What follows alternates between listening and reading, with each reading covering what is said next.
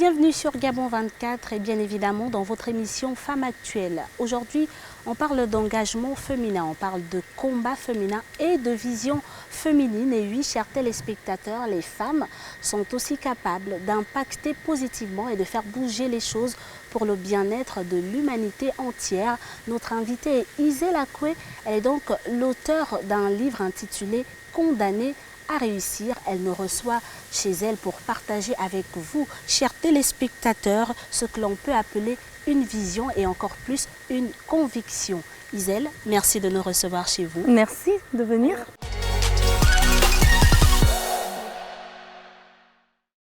Alors, ils sont nombreux, tous ces téléspectateurs qui ont hâte que vous vous présentiez. Qui est Isel Akwe? Alors, déjà, je suis une femme.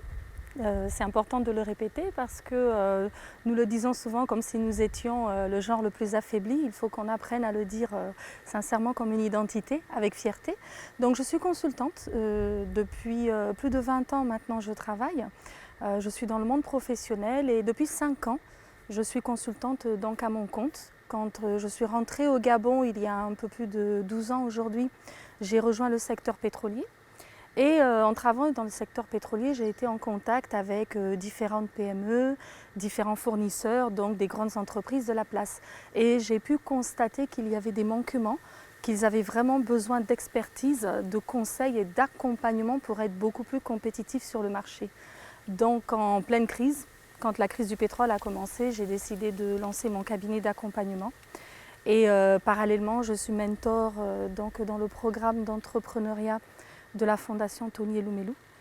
Et cette année, après 3 ans de gestation, eh bien, Condamnée à réussir est enfin là.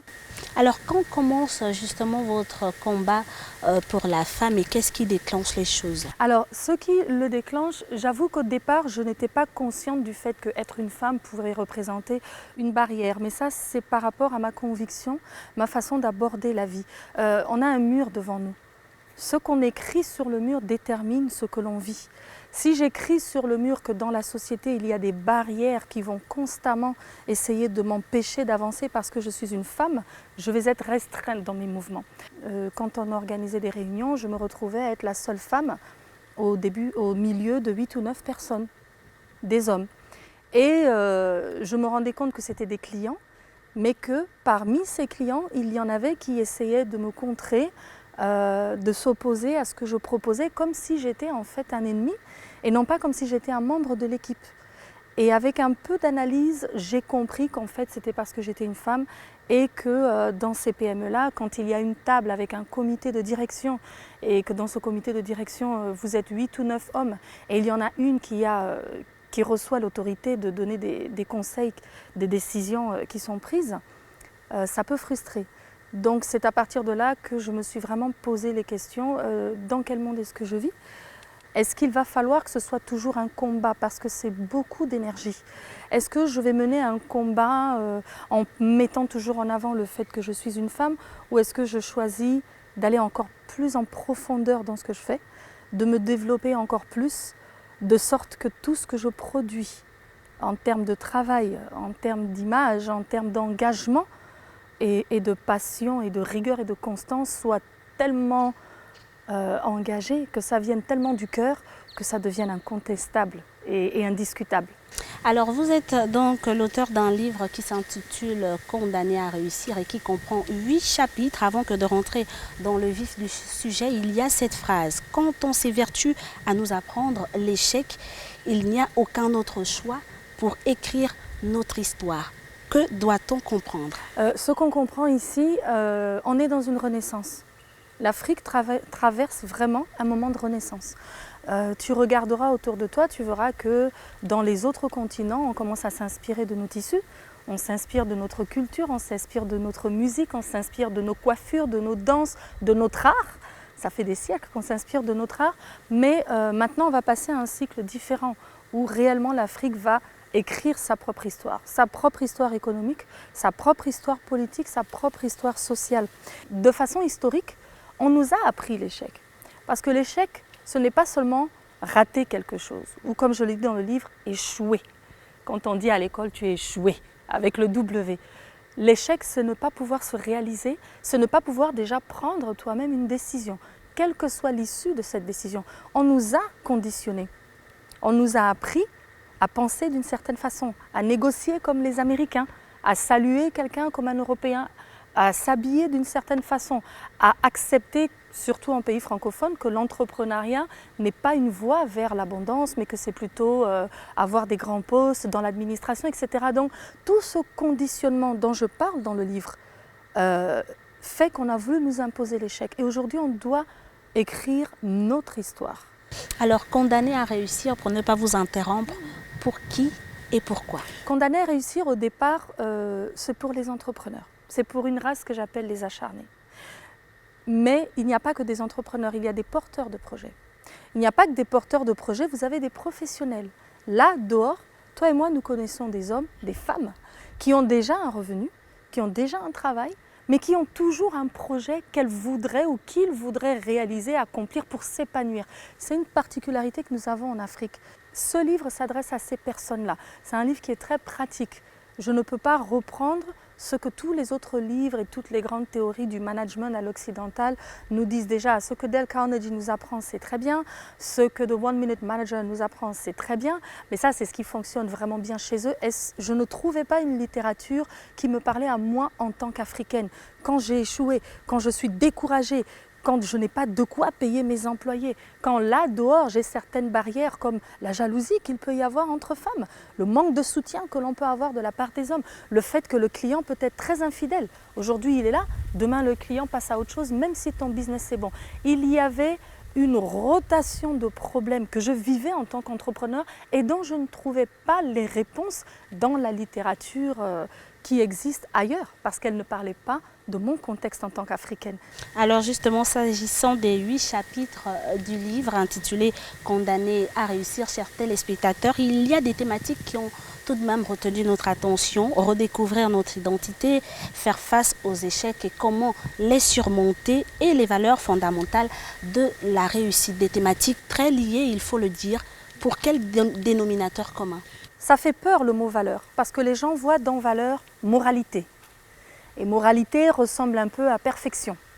Ça ressemble un peu au concept que les gens ont de la dignité. La valeur est aussi la conversion de ta personne. Ce que tu apportes comme ajout, comme actif à la société, c'est aussi ça. Quelle est ta valeur? Quelle est la valeur que j'ai? Et ça, c'est le dénominateur commun dans le livre. Quand j'ai commencé, c'était d'abord avec beaucoup de rage, une colère sainte, où j'écrivais tout ce que je traversais qui était difficile, au point où même quand tu es bon, tu as le syndrome de l'imposteur. Tu doutes de toi. Et je me disais, il manque quelque chose.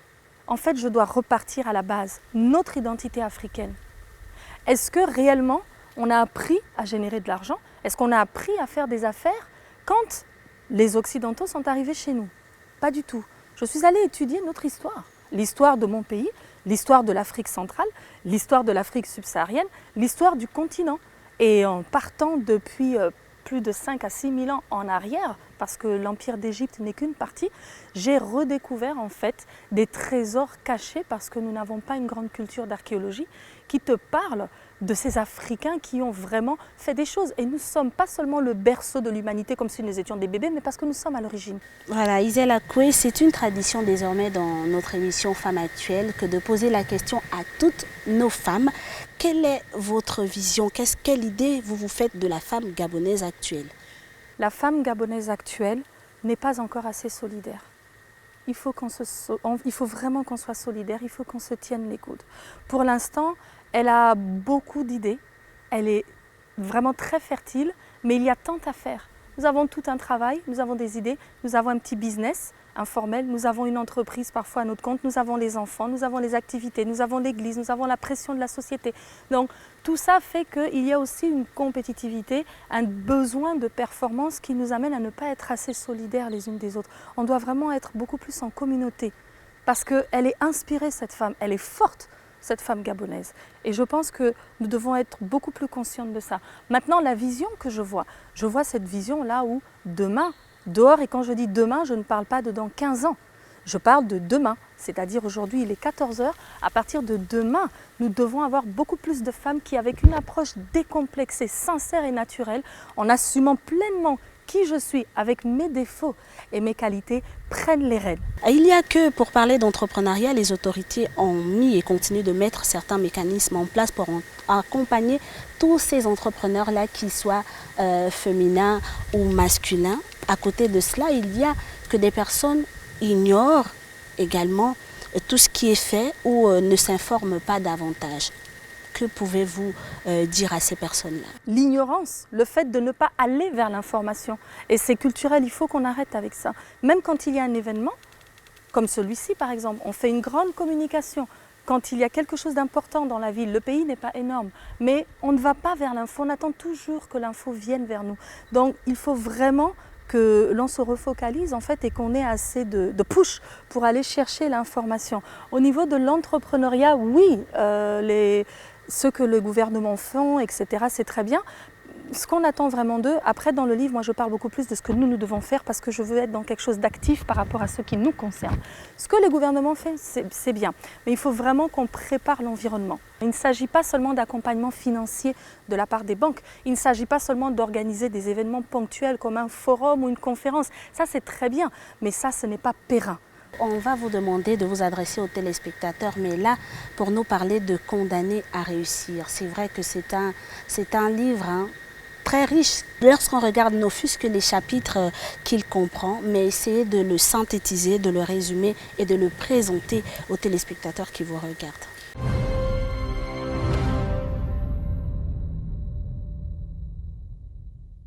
Quand j'ai commencé à écrire ce livre, je pensais que ce serait un guide de 50 pages. C'est vrai que c'est un guide de 158 pages. Et en fait, l'histoire qu'il y a dedans, ce livre, je ne l'ai pas écrit seul. Je l'ai écrit avec chacun d'entre nous.